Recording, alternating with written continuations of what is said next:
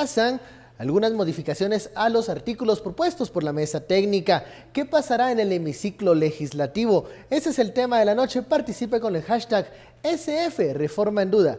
A continuación, la nota del escenario en el Congreso de la República.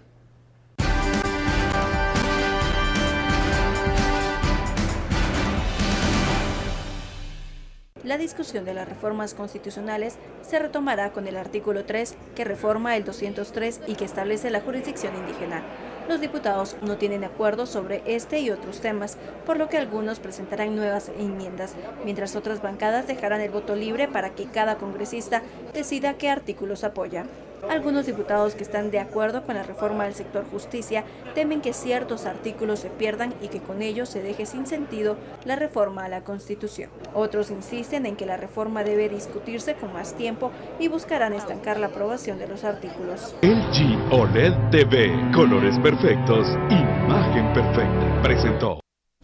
Bienvenido a Sin Filtro esta noche de martes, estamos, ¿no? O no estamos listos, ya martes ahora, para iniciar esta expectativa de la discusión de las reformas constitucionales en el Congreso de la República. ¿Qué nos espera? Ya vio usted la nota, hay bancadas, algunas han tomado una postura definida, otras dejarán libre la votación de sus integrantes. Por la tarde también el sector empresarial organizado se pronunció respecto a estas modificaciones. ¿Qué va a suceder con el paquete de reformas constitucionales en el Congreso de la República? De eso hablaremos esta noche y la etiqueta es SF Reforma en Duda. Damos la bienvenida a nuestros analistas Estuardo Zapeta y Philip Chicola. Muy buenas noches. Buenas noches, Benkei. Bueno, esta es la noche previa a ese momento del Pleno en donde regresan las reformas constitucionales. ¿Qué podemos esperar nosotros mañana, a diferencia de lo que ocurrió en el mes de noviembre? Philip. Bueno, buenas noches. Tal vez recordemos qué pasó en noviembre. En noviembre recordarán, creo que fue el día 28. Se entró a conocer en tercera lectura y en los primeros artículos en la fase de redacción por artículos y redacción final. En su momento se conoció por artículos los dos que estaban relacionados con el derecho de antejuicio, que básicamente la propuesta de reforma constitucional buscaba limitar y circunscribir de mejor forma el antejuicio. Ambos artículos no tuvieron los 105 votos requeridos para su aprobación, entonces quedaron fuera de la reforma constitucional. Luego se pasó al tercer tema, que el tema es la discusión de la modificación al artículo 203, que concretamente introduce el pluralismo jurídico y particularmente reconoce la facultad jurisdiccional de autoridades indígenas. En esta sesión de noviembre, lo que se conocieron fueron propuestas de enmiendas al articulado. Se conocieron, si no estoy mal, creo que fueron 4 propuestas de enmienda. Una propuesta de enmienda, en teoría, era la que contaba con el respaldo de varias bancadas, fue la que solo obtuvo 103 votos. Y como por ser una discusión constitucional se necesita 105, esa propuesta de enmienda quedó desechada. Nada ha cambiado de ese tiempo para acá. Nos quedamos en stand-by. A ver, en términos de la sesión constitucional, nos quedamos en stand-by, en el sentido de que el primer punto en la agenda es conocer el artículo 203. Y vamos a ver que dentro de ese primer punto de agenda se van a presentar probablemente un sinfín de propuestas de enmiendas, que justamente va a ser interesante preguntarle al diputado Pop, que nos cuente por dónde van las propuestas de enmienda, porque ahí es donde creo que está uno de los focos de discusión. Pero de noviembre para acá, ¿qué ha ocurrido? Toda esta discusión de la reforma constitucional, que tiene una serie de elementos de reforma orgánica, si los queremos catalogar de alguna forma, porque modifica, por ejemplo, la integración de las cortes, el modelo de elección de jueces, el periodo de magistrados, establece un sistema de carrera judicial, ha quedado en un segundo plano. Y la discusión se ha enfocado en la incorporación, mejor dicho, el reconocimiento de la jurisdicción por parte de las autoridades indígenas. Y ahí se ha generado un debate, diría yo que lo podemos dividir en 2 porciones. Un debate más de carácter conceptual, en donde los cuestionamientos es, bueno, ¿es necesario o no es necesario el reconocimiento constitucional de la jurisdicción indígena? ¿Es suficiente que ya esté reconocido en el artículo 66, que habla justamente de las costumbres de los pueblos indígenas, o hay que reconocerlo en el 203? ¿Se está atentando o no contra la unidad jurídica del Estado? ¿Qué va a pasar con la igualdad de la ley? Es decir, son cuestionamientos más de carácter conceptual. Esas preguntas están abiertas. Y aparte hay una serie de cuestionamientos más de carácter operativo. Por ejemplo, ¿a quién le va a aplicar? ¿En qué tipo de casos? ¿Cómo se van a resolver los conflictos de jurisdicción? Entonces, digamos que hay también esas preguntas más puntuales que se han venido generando. Entonces, como les digo, el debate en estos últimos 2 meses y medio se ha enfocado en el tema de la jurisdicción indígena. Y eso lo que ha hecho, a mi forma de ver las cosas, es que polarizó nuevamente al país. Y esto pareciera otra vez un asunto así de rojos y cremas. Hay un segmento de la población que dice sí al pluralismo jurídico, hay otro segmento que dice no. Y estamos fracturados y entonces entramos a una discusión constitucional, o estamos en la víspera de una discusión constitucional con una división social y política, le decía Estuardo, que me recuerda la discusión que se generaba en torno al tema de genocidio de Efraín Ríos Montt, que otra vez el país se partió en dos con posiciones muy duras. Y sí, por eso el hashtag de Reforma en Duda, creo que esa polarización que se ha generado hoy pone en entredicho la viabilidad política de la reforma. En un corto plazo, mañana en el Congreso, y en un mediano plazo en una eventual consulta popular. Estuardo, ¿qué cambios percibes de noviembre para acá? ¿Se ha profundizado el tema de las diferencias en las propuestas? ¿Qué pasa con los consensos? ¿Qué está ocurriendo en el Congreso de la República? ¿Cómo están atendiendo los diputados las propuestas de enmiendas y también las reacciones de diferentes sectores a favor y en contra de algunos de los articulados que se proponen en la reforma constitucional? En este caso, lo que estamos teniendo en estos momentos, y estoy hablando en estos momentos aproximadamente que 10 de la noche con minutos, ¿verdad? 10:07. 10:07 minutos, no ha terminado todavía la discusión de las enmiendas. De hecho, unos 15 minutos, hace 20 minutos hablé yo con unos diputados, pues llamé y preguntaron, entonces me dijo, mira, estas reformas que yo tengo aquí, son las que han estado circulando, me dijo, mira, pero esas ya se quedaron vos, porque ahorita en estos momentos le están haciendo cambios a los cambios. Y si bien esto ha entrado, digamos, por firma de presidente y hay un proceso por el cual entra, mañana podrían estar, a lo que estaba refiriéndose Felipe, mañana en la discusión, en una nueva propuesta. O sea, lo que se acordó, digamos, ayer, eso es clásico en el Congreso.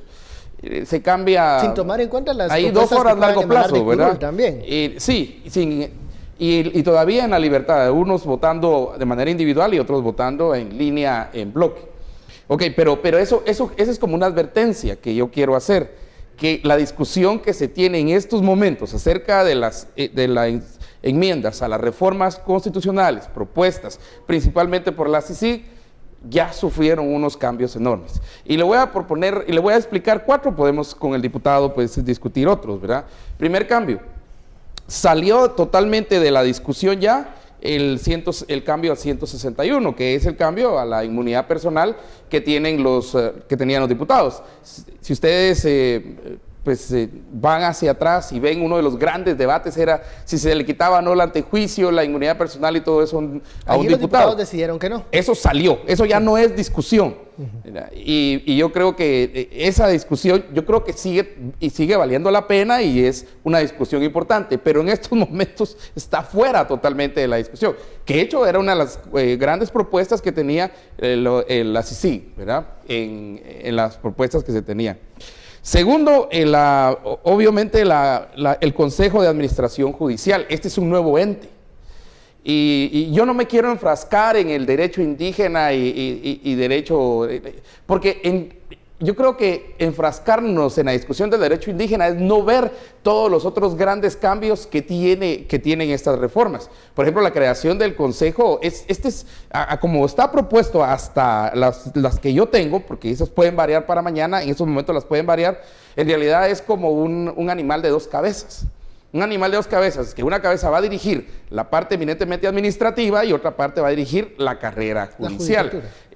Ya se imaginan los niveles de chantaje que podrían surgir de un lado a otro. Bueno, y teniendo el modelo un mismo actual, en donde presidente. está todo integrado, tampoco nos deja buenos ejemplos. Pero digamos, en este momento tenés uno. El problema está que si duplicas el mal, no vas a tener un bien. Sí, hay que buscar un mecanismo en donde se corrija lo que está mal. Ese es un tercer punto para mí. Y luego estamos en la discusión de si derecho indígena no, derecho indígena sí, que todo eso, estamos obviando uno de los grandes cambios que tienen estas reformas constitucionales. Y es que al final de la propuesta de reformas constitucionales vienen todos los cambios reales que hay que hacer, y es de ley, básicamente de ley, de leyes ordinarias.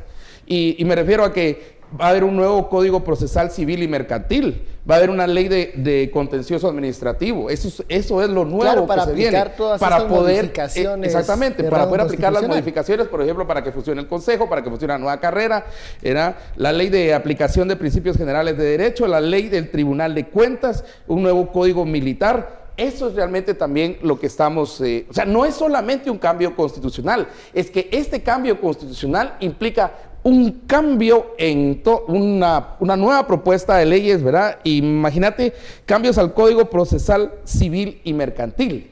Solo que si nos quedamos en eso, pero no es la única, ¿verdad? Va de eso hasta el Código Militar. Entonces, no es, por favor, tomemos en cuenta que no es solamente la discusión de si derecho indígena o ley competitiva, no. No sé por qué se ha enfrescado en ese debate cuando tiene también otros elementos de tanto valor y tanto peso como la discusión de derecho indígena. Pero, por ejemplo, este consejo, que es nuevo para nosotros, ¿qué es? ¿Cómo se hace? Hay dudas de cómo se va a integrar, sí, digamos, es la mejor porque forma, tiene el mejor modelo. Y luego, hay cambios obvios, ¿verdad? Que, por ejemplo, la Corte de Constitucionalidad integrada ya por 9 magistrados, ya no 5, sino 9 magistrados, la forma de la elección.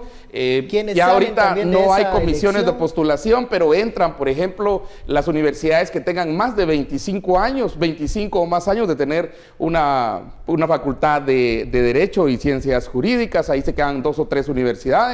Pues yo pensaría que ahí tienen posibilidad, entonces, no sé, San Carlos, obvio, Marroquín, Galvez, Landívar, pero no muchas de aquellas y paremos de contar. Sí, pero siendo universidades tienen el mismo derecho que las otras.